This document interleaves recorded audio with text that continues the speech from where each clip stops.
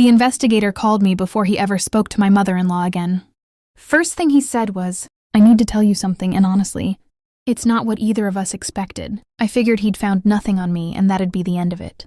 I had no idea he was about to hand me proof of something my mother-in-law had been hiding from her own mother for almost 3 years.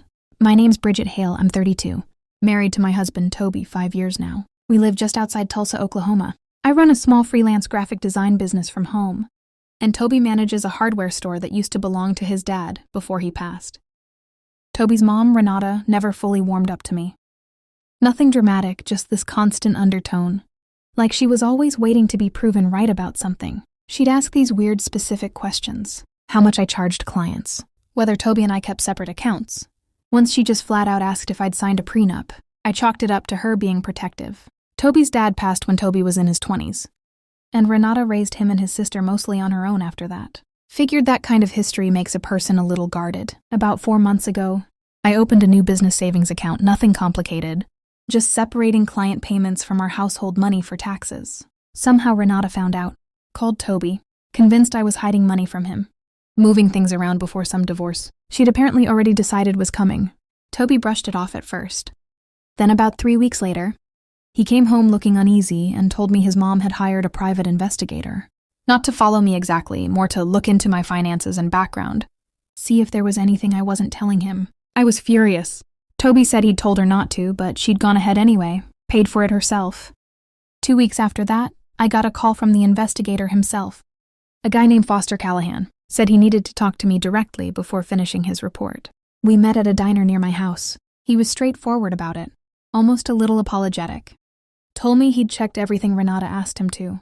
My business account, credit history, employment records. Nothing unusual. I paid my bills, ran a legitimate small business, no hidden debts, nothing suspicious at all. So why are we here? I asked.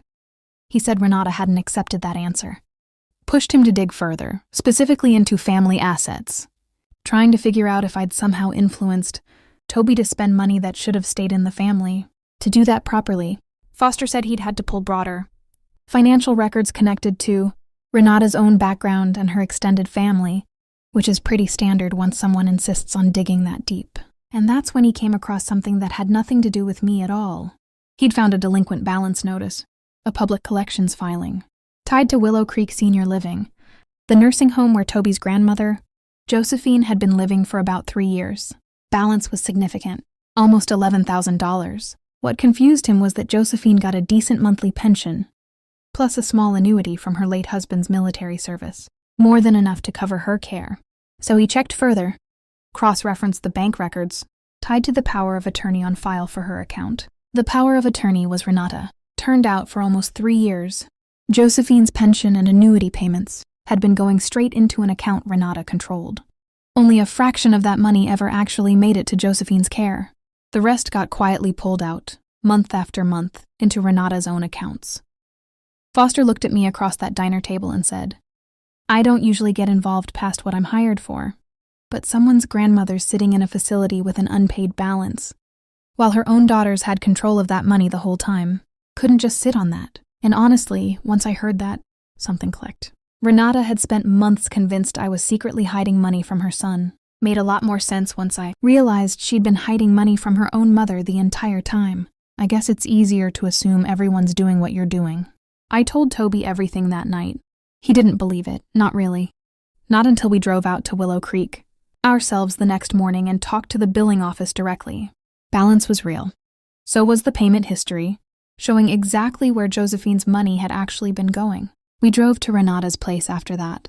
Toby didn't yell, just set the billing statement down on her kitchen table and asked her to explain it. She went quiet for a long time, then said she'd started using the money about 3 years back, right after a bad investment wiped out most of her own retirement savings. Said she'd meant to pay it back before anyone noticed. Told herself Josephine's care was still technically getting covered, even once it clearly wasn't. Toby asked her straight out how she could hire someone to dig through my life, looking for hidden money, while doing exactly that herself, to her own mother. She didn't really have an answer for that, just said she'd been scared and ashamed, and somewhere along the way it got easier to keep hiding it than to actually admit what she'd done. We didn't call the police. Toby's sister got involved instead. and together they had Renata removed as power of attorney, replaced with a proper court-appointed arrangement with financial oversight built in. Renata agreed to pay Willow Creek back in monthly installments, working with an attorney to keep it from turning into anything worse. Things with Renata are still tense. She's apologized more than once. But trust doesn't come back just because someone says sorry. Toby still visits her, still calls on Sundays. But there's a distance now that wasn't there before, and I don't think that closes up anytime soon. Josephine's doing okay these days. Her care is properly funded again, and she's got no real idea how close things got. We're keeping it that way for her sake. I think about that diner conversation with Foster sometimes. My mother-in-law spent thousands of dollars trying to prove I was the one hiding something. Turns out, the only person in that family actually hiding anything the whole time was her. If this story hit close to home, I'd really appreciate it if you'd subscribe. And I'd love to know, in the comments, have you ever seen someone accuse someone else of exactly what they were doing themselves?